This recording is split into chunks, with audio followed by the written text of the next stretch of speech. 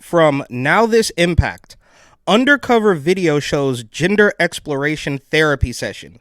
This trans activist wanted to show manipulation in action by secretly filming a gender exploration therapy session. Here's how the practice pressures vulnerable individuals to question who they are. And look, I really didn't want to do this. It's Easter Sunday, but I open up Instagram and I am just bombarded with transgender day of visibility nonsense. And I've been celebrating this for several years now. You can look back at videos from years past on my channel. But who is this for? Right? So you take a day, Easter Sunday of all days, and tell us that this is the day that we're now going to highlight all of the people we've brainwashed, we've indoctrinated into this ideology. And now we're going to try to get the upper hand by going undercover on somebody who's trying to stop this absolute insanity. Very easy to hold on to some sort of fantasy about what's going to make you into a happy person, but overall it doesn't change the level of contentment and satisfaction. This is so basically it doesn't work. And right, if you wanted to really burn this person, maybe show the face, tell them they're doing something completely wrong, break the news to them. But it sounds to me like this person who is being, disguised is just completely right. But the good folks over at Now This are going to tell you that the honest therapist trying to convince you not to cut your junk off is the bad guy. Is a gender conversion therapist trying to convince me that I'm not trans. You're not. It doesn't exist. It's not real. He's practicing gender exploration therapy, a new anti-trans strategy sweeping across the country. Yeah, but when you were putting gay books, this book is queer, all types of nonsense into schools, but one person somewhere on Twitter used the word grooming, and that was a bridge too far. That had to stop. And now you want to convince people. It's the gaslighting is over. It's already done. There's nobody left on board. The political regime has alienated black people. They have alienated real women. They have alienated gamers. They have alienated literally everybody. So the only thing left is the weirdos who think that they are the opposite gender, because that, of course, is the most essential ask. If you believe that, you'll believe anything else they sell you. Spearheaded by a fringe organization called Therapy First. Fringe? A fringe organization? You mean the people trying to stop you from cutting your junk off? That's fringe? How did we get here? I'm triggered. The word exploration is intentionally misleading. Exploring one's gender identity is crucial. I did that for 3 months myself before getting my own surgery last year. Oh, you did it for 3 months before you cut your tits off? You thought about it for 3 months? But this organization has an agenda. Their own website says gender-affirming medical care should be avoided.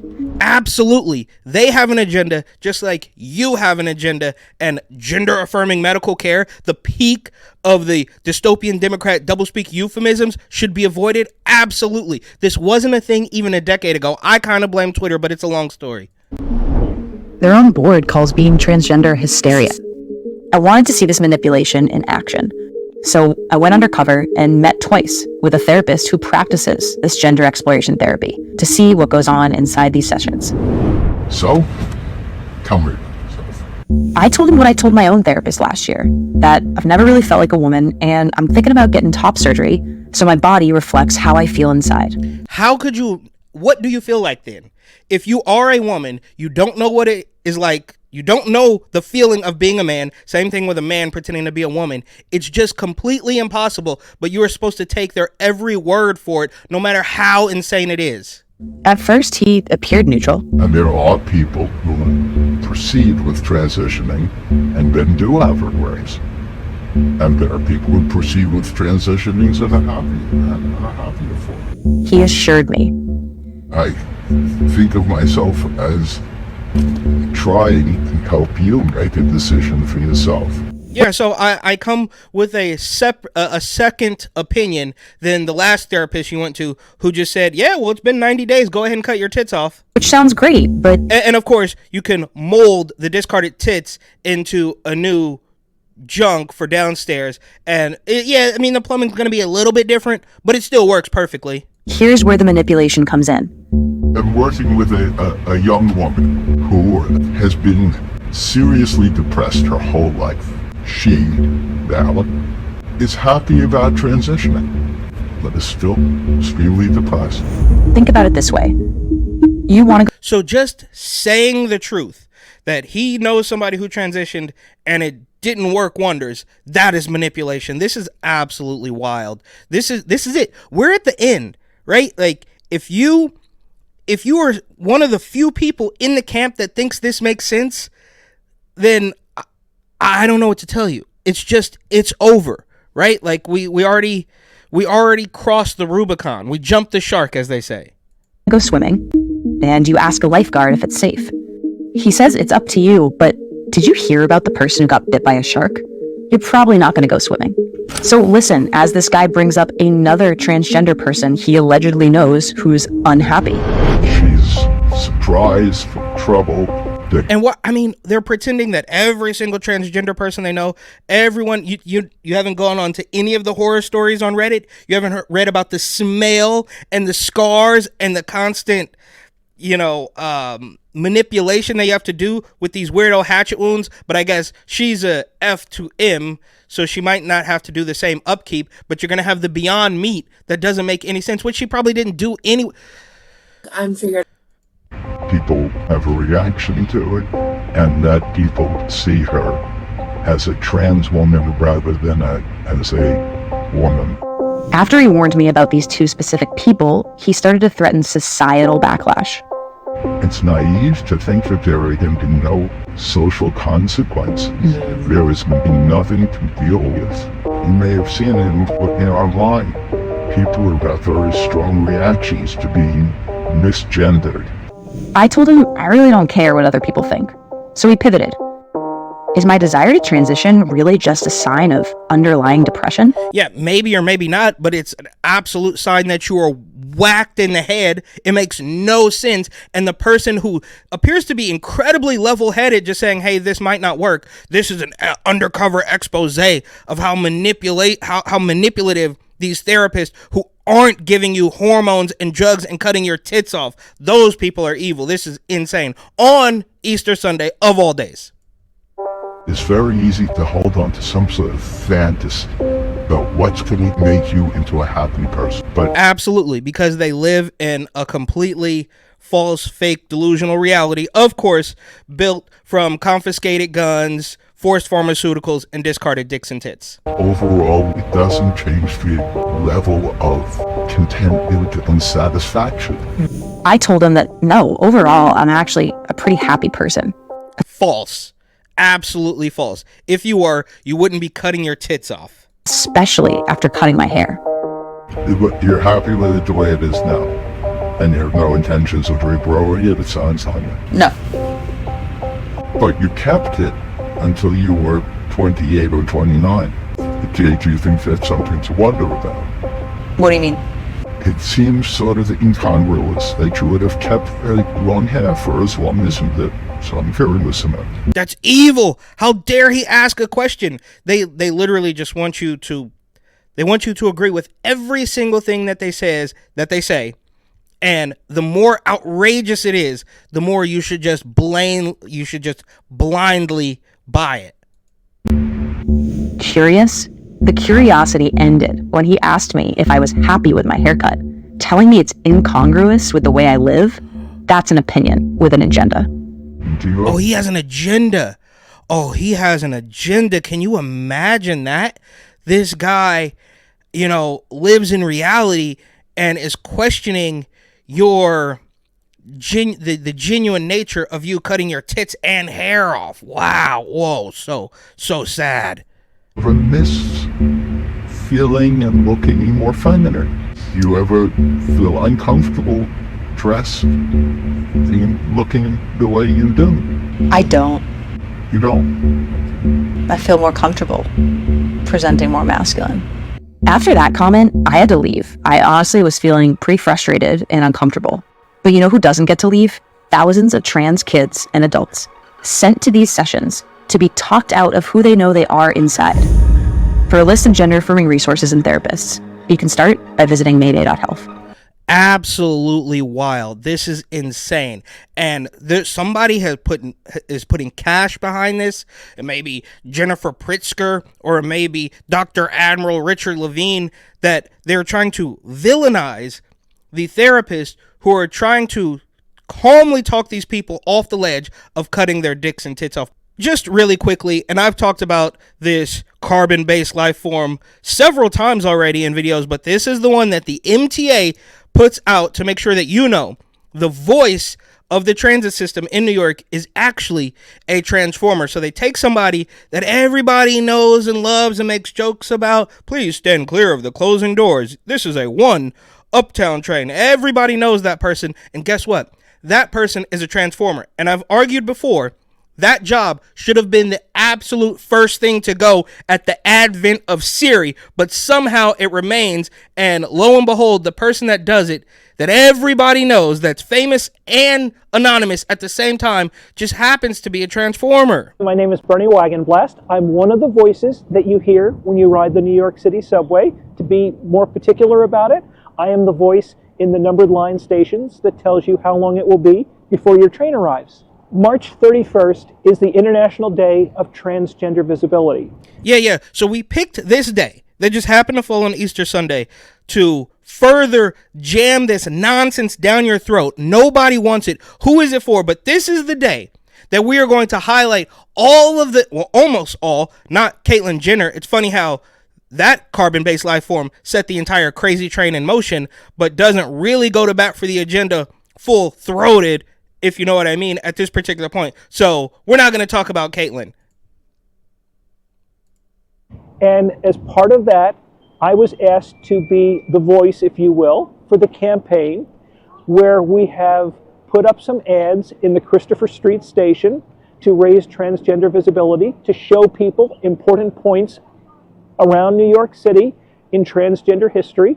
It's the first time that people will hear my new voice in absolute insanity. These people are trying to, so not only are they doing this on Easter Sunday, but they're trying to play God and letting you know, well, yeah, he was wrong, and you're a 65-year-old man dressed up as a woman, but you're actually a woman even though you're a father to 3 daughters. One of the subway stations, which is kind of cool. One of the things that we did is a short podcast series with a number of different guests where we talk about transgender health, transgender history, resources that are available. Yeah, I bet you didn't, though. I bet you didn't tell the full story, that, you know, show the entire picture of what actually happens when you transition. Finally getting my banana split later this year. I talked to my surgeon on the phone, and this is how he's going to do it. Step 1 is, of course, to split the banana.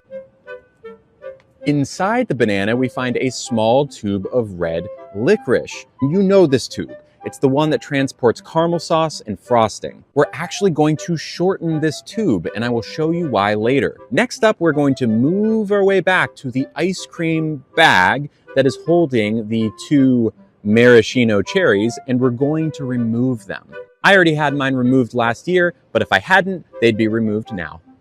Next up, we're going to remove the innards from the banana so that it's basically just a hollow tube. Now that we have our tube, we need to flip it inside. The inside will be played by this butternut squash. As you can see, the tube of licorice that we cut is right here. You can see why we wanted it about this short. In order to flip our banana tube inside of the butternut squash, we must first make room in the butternut squash. So let's make some space.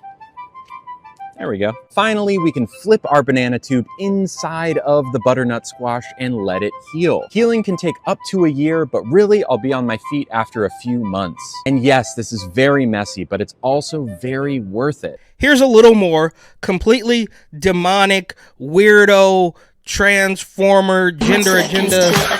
What? What is happening? Who is this for? Okay, fine. You can have, what is happening here? I guess you can do this in like a weirdo nightclub, but they're trying to foist it onto everybody and then get angry when you say, hey, we don't really want that. It's all wild.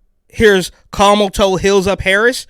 Trans rights are human rights on Transgender Day of Visibility. We celebrate transgender and non-binary Americans. Their courage has given countless others strength, but no one should have to be brave just to be themselves. We see you, we stand with you, we won't stop fighting. What? From USA Today.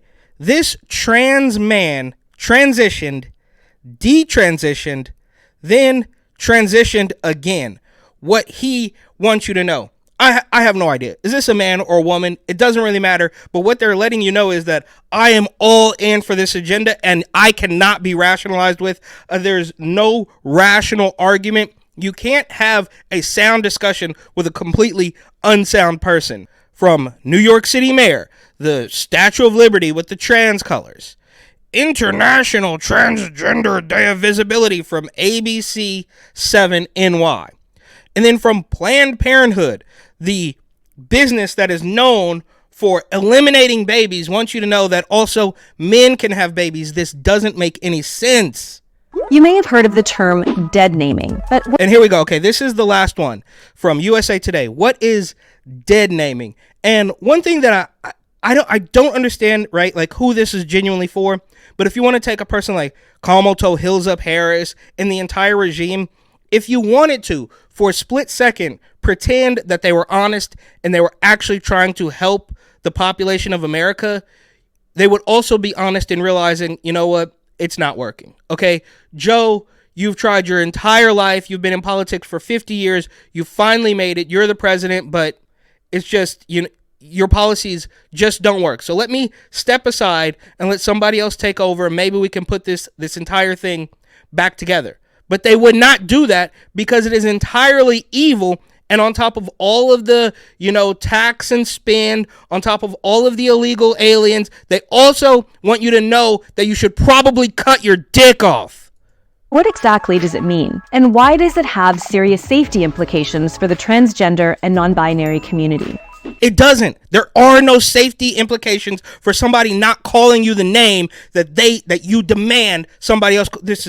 Dead naming is when someone refers to a transgender or non-binary person by the name they used before transition. Oh, by the name that they were given by their parents, who are probably incredibly disappointed unless they're part of the problem. Different story.